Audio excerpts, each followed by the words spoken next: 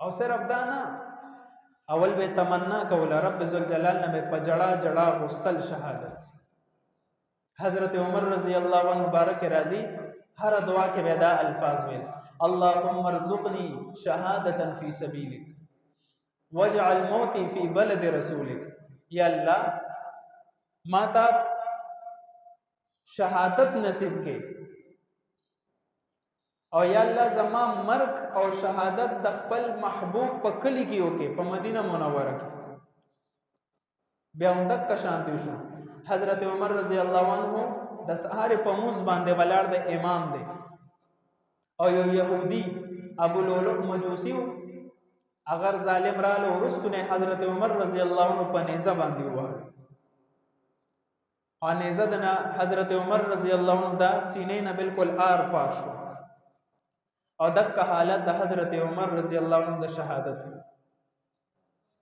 او فرمایل به بدک کے وقت کې هم چې به هوش بشو نو اوبوت رم کیا به پیوکا نو هوش کې برالو، او بیا به فرمایل چې څوک مونږ نه کوي مونږ دغه په اسلام کې هیڅ حصہ نشته. پنيزه باندې لګېدلې ویني ته تويږي چې پي ولا روړل پي اوسکل هغه پي ته د حضرت عمر رضی الله عنه په هغه زخمونو باندې وروتل. نو وی فرمایل چې بس اوس زما د شهادت وخت نږدې دی. حضرت حرام بن ملحان رضی الله عنه مبارک راضی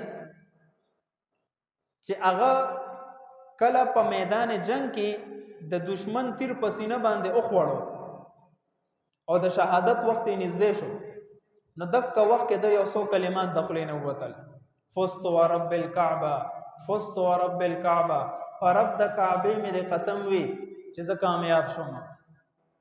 د شهادت په وخت کې په وینو کې لت پت پروت وي زه کامیاب شوم.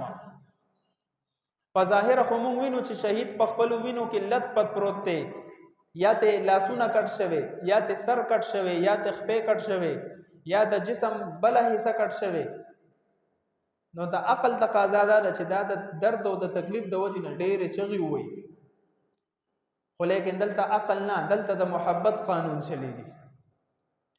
کله چې یو محب د خپل محبوبې سره محبت کوي نو د محبوبې د طرف نه او د محبوبې په لاره کې چې دته څومره تکلیفونه مرضی هغه پکې راحت چین سکون محسوسوي. نو صحابه کرامو د نبی علیہ الصلوۃ والسلام په عشق کې دا کم د جهاد لاره ته اختیار کړي وا، نو چې شهادت پرالو دی په خندا خندا باندې شهادت تسینه غټه کړي وا، او فزت ورب الكعبه، او قسم سره به ویل چې در کعبه پر رب مې د قسم وی چې زه اوس کامیاب شوم. یو حدیث کې راځي نبی کریم صلی الله علیه وسلم فرمایل کم سړی چې شهید کیږي مفهوم داسې دی، نو د شهادت په وخت کې د